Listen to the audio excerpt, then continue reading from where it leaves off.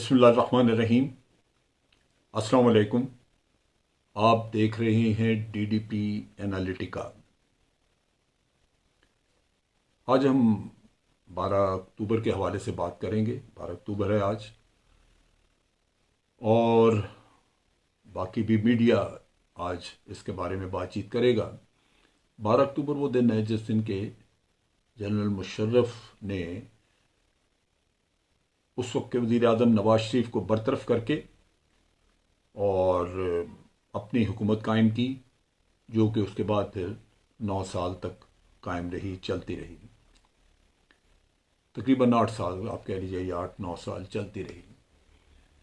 ये सब कुछ क्यों हुआ? जैसे हुआ उस पर भी मैं आता हूँ, बात करूँगा, लेकिन ये क्यों हुआ इसका थोड़ा सा एक बैकग्राउंड है जो हमें जहन में रखना चाहिए। इलेक्शन हुए और नवाज शरीफ साहब 2/3 मेजॉरिटी लेके प्राइम मिनिस्टर बन गए। एक असूल है कि आपको कुव्वत, ताकत, इख्तियार बहुत कुछ होता है।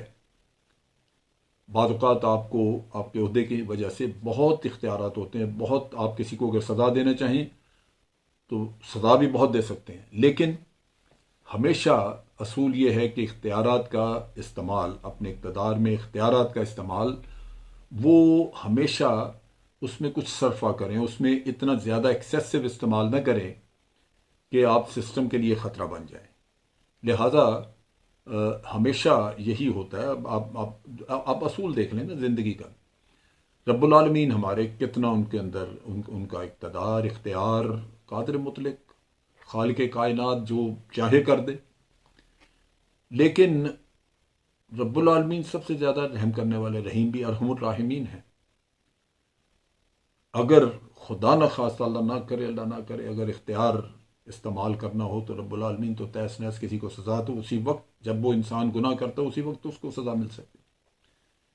लेकिन वो है मेरे मालिक की खूबी, उसकी खासियतों में, उसकी सिफ़ात में ये चीज़ शामिल है, रहम करना, और बावजूद इख्तियार कुल्लियतन होने के उसको कम से कम इस्तेमाल करना, इंसानों पे रहम करना।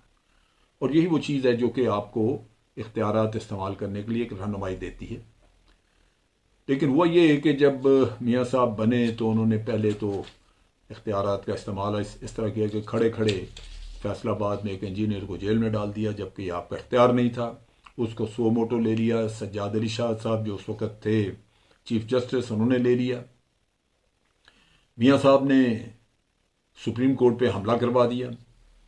उसके बाद फिर सज्जाद अली शाह साहब के पीछे लग गए।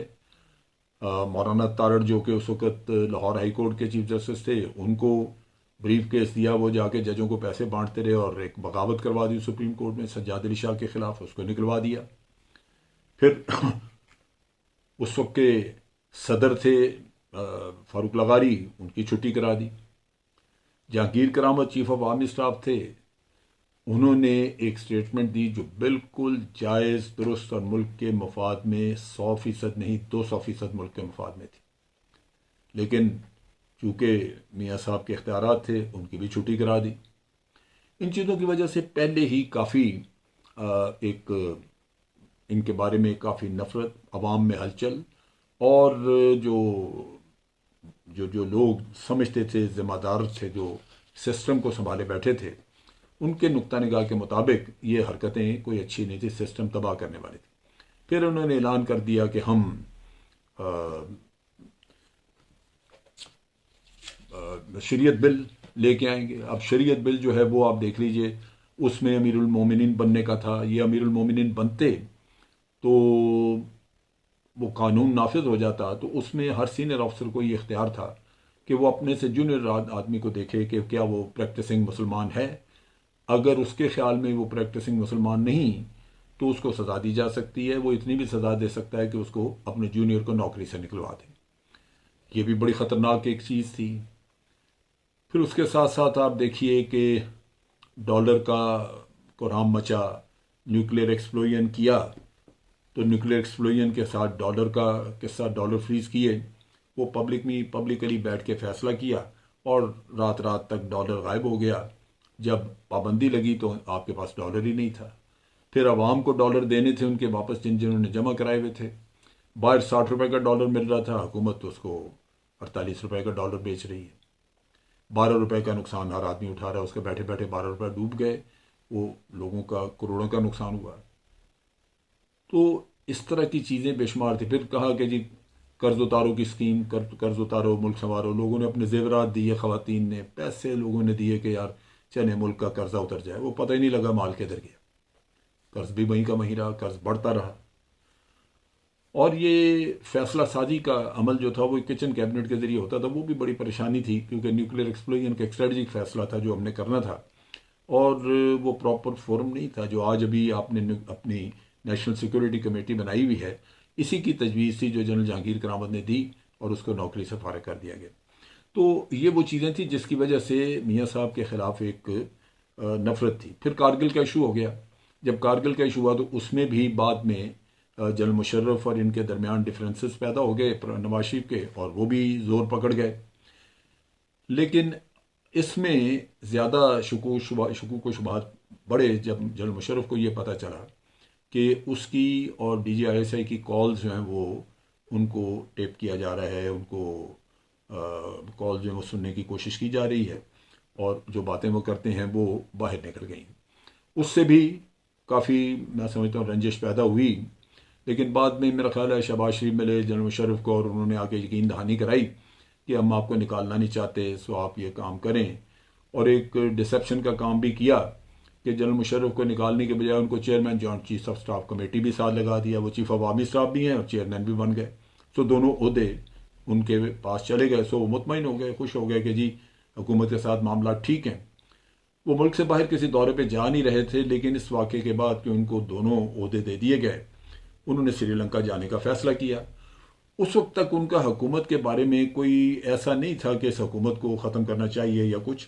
मुझे याद है कि जाने से पहले उन्होंने मीटिंग की, मैंने भी वो मीटिंग अटेंड की, और उसमें उन्होंने कहा कि देखिए हम चाहते हैं कि इस हुकूमत की जितनी भी मदद की जाए, ये कर्ज़ों से बाहर आ सके मुल्क, तो आप मेरे आने तक पूरी रिपोर्ट बना छोड़ें जिसमें सारे वो एरियाज़ जिसमें कि हम हुकूमत की मदद कर सकते हैं उनको आइडेंटिफाई कर लिया जाए।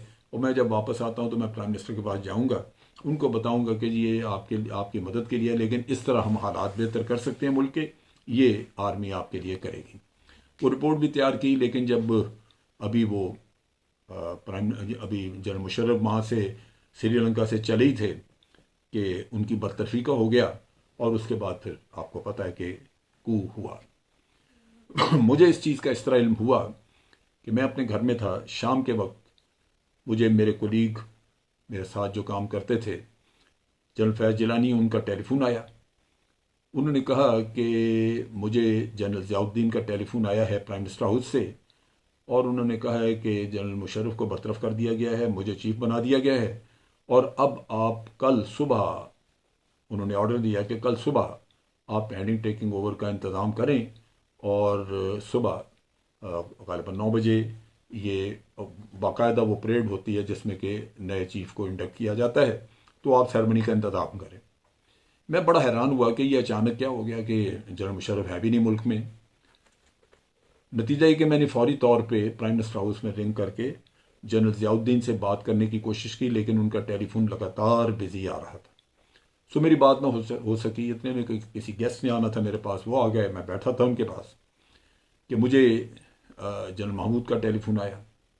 उन्होंने बताया कि जी ये इस तरह का किस्सा हुआ था, और हमें जनरल मुशर्रफ ने हुक्म दिया है कि इस हुकूमत को उलट दिया जाए।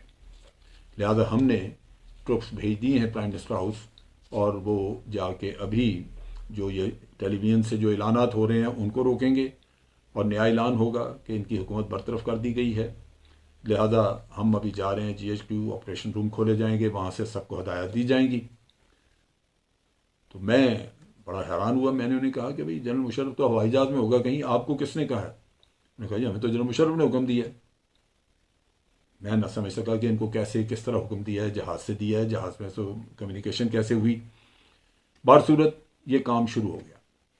अब इसके नतीजे में रात तक एक्टिविटी चलती रही, और मुझे उसके बाद कोई इल्म नहीं हुआ, लेकिन टेलीविज़न से ऐलानात होने शुरू हो गए रात 9-10 बजे कि हुकूमत को फारिग कर दिया गया है।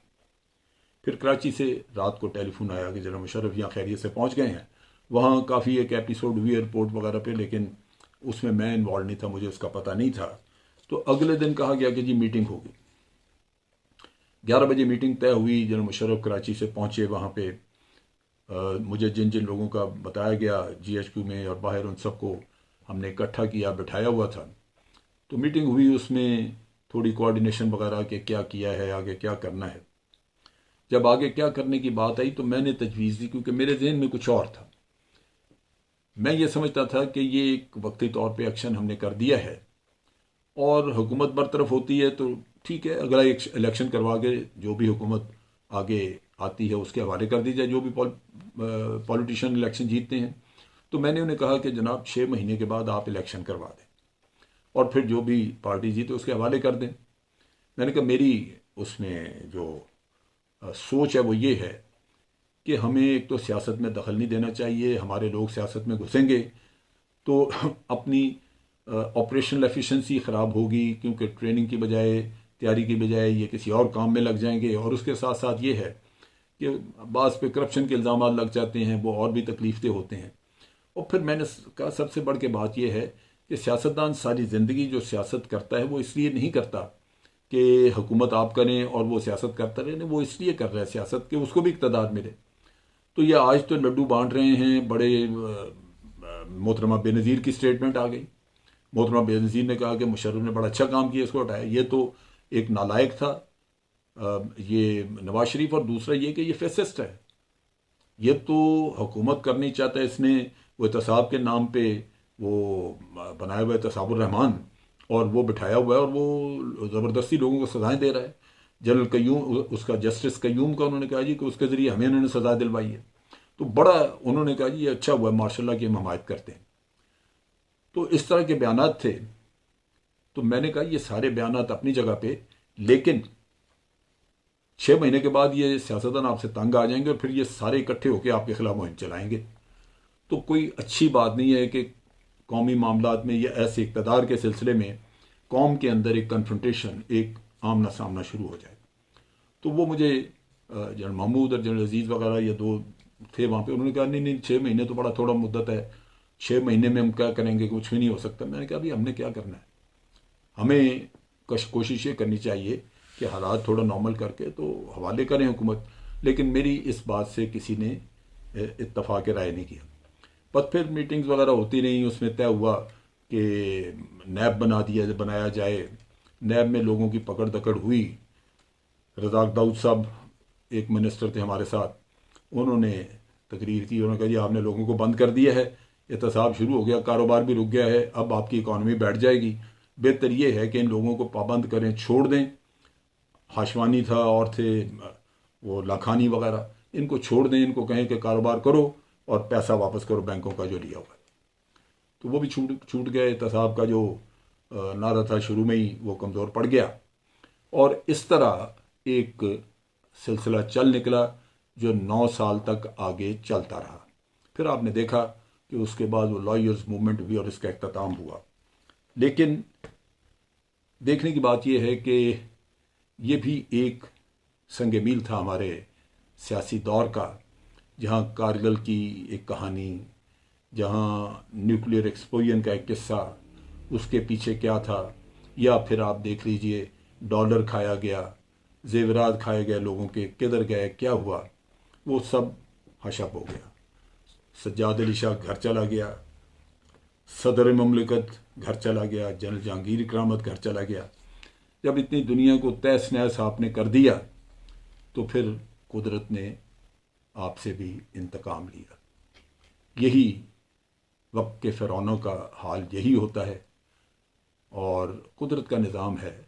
वो तकब्बर को, आपके इक़्तिदार को, इख्तियार को जो आप बेजा इस्तेमाल करते फिरें, उसको इसी तरह उसको चेक करने के लिए जैसे हर फ़िरौन के लिए एक मूसा रब्बुल आलमीन पैदा कर सकता है, वो पैदा कर देता है। आज के लिए इतना ही। अफ़वाज पाकिस्तान जिंदाबाद, पाकिस्तान पाइंदाबाद।